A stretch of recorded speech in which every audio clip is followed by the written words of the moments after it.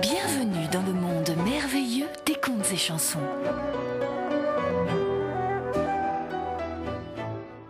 Quand tu entendras cette musique, tourne la page.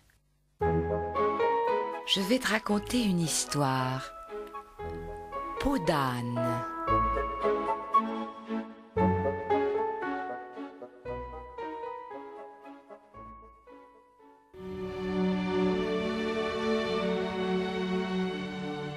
Il était une fois, dans un riche royaume, un roi qui était très heureux.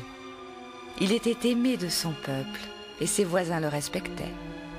Il avait épousé une belle et douce princesse et les deux époux s'aimaient tendrement. Ils avaient une fille unique qui s'appelait Isor. La beauté de la petite princesse n'avait d'égal que sa gentillesse et sa grâce. Le roi possédait de vastes écuries où l'on trouvait les plus beaux chevaux du monde. Pourtant, ceux qui visitaient ces lieux en sortaient toujours fort surpris. À la plus belle place de l'écurie vivait un vieil âne aux longues oreilles que l'on soignait particulièrement. Mais ce qu'ils ignoraient, c'est que cet animal était un âne magique. Toutes les nuits, il recouvrait sa litière de beaux écus d'or qui faisaient la fortune du royaume. Entourés de richesses et d'amour, le roi, la reine et la princesse Isor menaient une vie merveilleuse. Mais un jour, la reine tomba malade. Les médecins eurent beau chercher, ils ne trouvaient aucun remède. Alors, la reine fit venir le roi à son chevet. « Mon époux, lui dit-elle, je vais mourir. »« Mais non, mamie, vous survivrez ou j'en mourrai, » lui dit le roi en pleurant. « Je vais mourir, vous dis-je, et vous vivrez. Mais avant, je veux que vous me promettiez une chose. Je sais qu'un royaume a besoin d'une reine. Il vous faudra donc vous remarier, mais promettez-moi de n'épouser qu'une femme plus belle que moi. » Le roi promit. Quelques jours plus tard, la reine mourut. Jamais on ne vit un homme plus triste que ce roi. Il pleurait jour et nuit sa tendre épouse et semblait inconsolable. Mais un roi ne peut rester sans reine, et il lui fallut bientôt chercher une autre femme, plus belle que la première. Il fit venir au château toutes les princesses à marier des alentours, mais aucune n'était aussi belle que la reine. Seule une princesse la surpassait en beauté. C'était sa propre fille, Isor. Et le roi décida de l'épouser. Lorsque la princesse Isor apprit le projet de son père, elle faillit s'évanouir. Elle courut se réfugier chez sa marraine, la fée des lilas, et lui demanda de l'aider. Après avoir longuement réfléchi, la fée lui dit: « Belle Isor, ne pleure plus. Dis au roi que tu ne l'épouseras que s'il te donne une robe couleur du temps. C'est impossible à fabriquer et il sera obligé de renoncer à toi. » La princesse suivit les conseils de sa marraine et demanda une robe couleur du temps à son père. Le lendemain, le roi offrit à sa fille une robe bleue ornée de nuages d'or, une véritable robe couleur du temps. Très affligée, la princesse Isor retourna chez sa marraine, la fée des lilas, pour lui demander conseil. « Demande-lui une robe couleur du soleil. Jamais il ne parviendra à t'offrir pareille merveille, » lui dit la fée. Mais le roi, bien décidé à épouser la princesse, sacrifia toutes les pierres précieuses du royaume. Il fit travailler jour et nuit les meilleurs tisserands de la région. Le lendemain, il offrit à sa fille une robe tellement étincelante que tous ceux qui la virent en restèrent éblouis. La princesse Isor était consternée. Elle retourna chez sa marraine pour lui demander conseil. La fée, très vexée de voir que ses stratagèmes avaient échoué, lui dit: « Demande donc au roi la peau de son âne aux pièces d'or. Il aime bien trop l'animal pour le sacrifier. Cette fois, j'en suis sûre, il renoncera à t'épouser. » Mais le roi accepta sans hésiter. Il fit abattre l'animal et offrit le jour même la peau de son âne à la princesse. Isor, désespérée, courut à nouveau chez sa marraine. « Hélas, lui dit la fée, je crois qu'il n'y a plus rien à faire. Couvre-toi de cette peau d'âne et fuis bien loin d'ici. Je te donne cependant ma baguette magique. Chaque fois que tu voudras tes belles robes, elles apparaîtront. » La princesse embrassa la fée, se couvrit de la peau d'âne et partit. Après avoir marché longtemps, elle arriva dans un village. Vêtue comme une mendiante et repoussante de saleté, avec sa peau d'âne sur le dos, elle finit par être engagée par une fermière pour laver les torchons, nettoyer l'auge des cochons et conduire les moutons. Peu à peu, les villageois s'habituèrent à elle et l'appelèrent peau d'âne.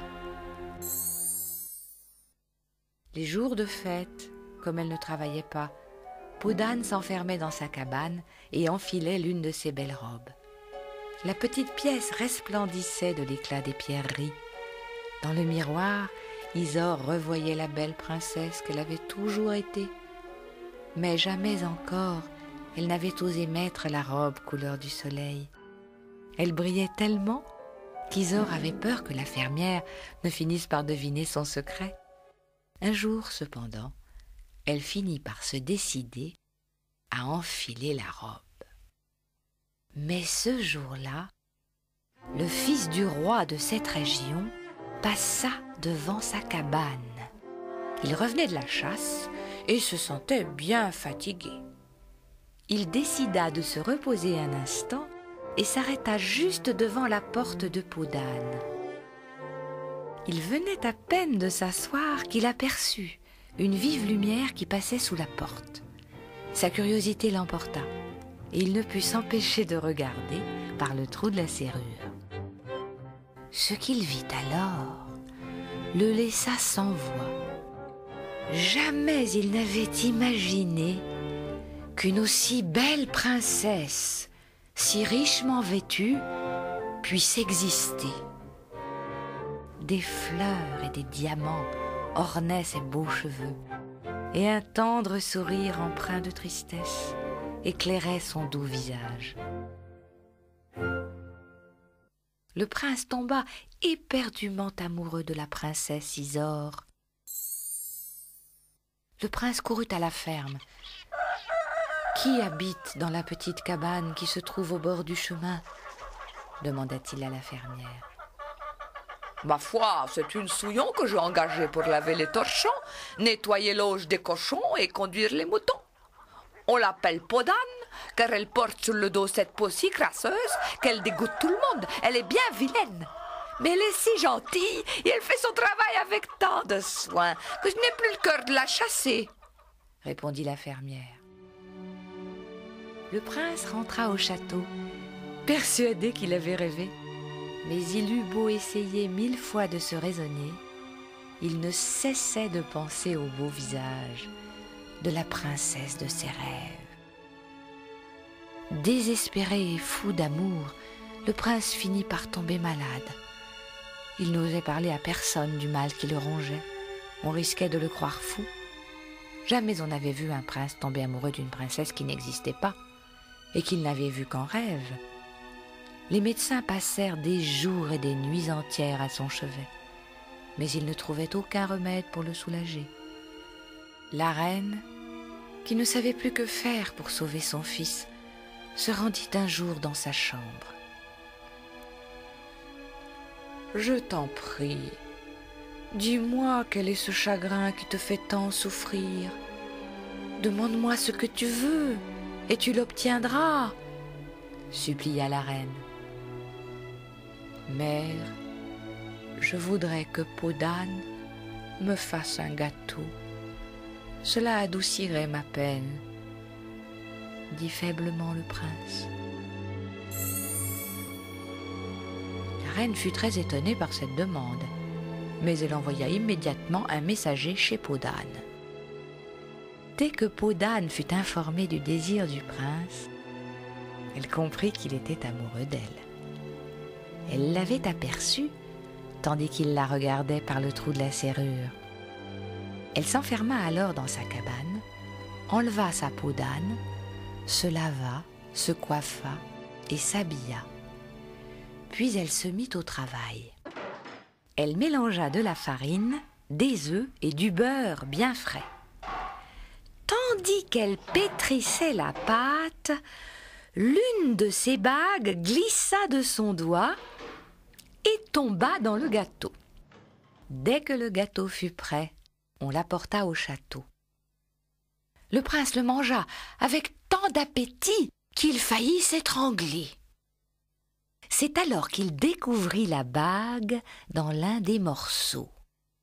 Le bijou était si fin qu'il ne pouvait aller qu'au plus joli doigt du monde. « J'épouserai la personne à qui ira cette bague, » déclara-t-il à ses parents, certain qu'elle ne pouvait appartenir qu'à la princesse qu'il avait vue par le trou de la serrure. Le prince convoqua au château toutes les jeunes filles de la région afin de leur faire essayer la bague. Les princesses arrivèrent en premier, puis les duchesses, ensuite les marquises et enfin les baronnes. Mais aucune d'elles ne parvint à l'enfiler. Le prince fit ensuite venir les fermières, puis les femmes de chambre et les cuisinières. Mais leurs gros doigts rouges ne pouvaient passer dans l'anneau. Lorsque ce fut enfin le tour de Peau d'âne, tout le monde se moqua d'elle. Elle était si sale et si pauvre. « Donnez-moi votre main, » demanda le prince. Peau d'âne sortit alors de dessous la peau noire et crasseuse de l'animal. Une petite main si fine et si délicate que tous restèrent muets de stupeur. Le prince se pencha pour enfiler l'anneau. La bague s'ajustait parfaitement au doigt de la jeune fille. La princesse Isore ôta alors sa peau d'âne et apparut dans toute sa beauté, revêtue de sa robe couleur de soleil. Le roi, la reine, en furent tout éblouis. Le prince tomba à ses genoux. « Qui es-tu » lui dit-il. « Je ne peux pas croire que tu ne sois qu'une petite souillon. Même si tu n'es pas de sang noble, je te supplie de bien vouloir m'épouser. » Et Peau d'âne raconta son histoire devant toute la cour. Le mariage eut lieu le lendemain même. Le père d'Isore, qui avait épousé une reine veuve fort belle, vint au mariage et supplia sa fille de lui pardonner. Le prince et la princesse Isore vécurent très longtemps et eurent beaucoup d'enfants.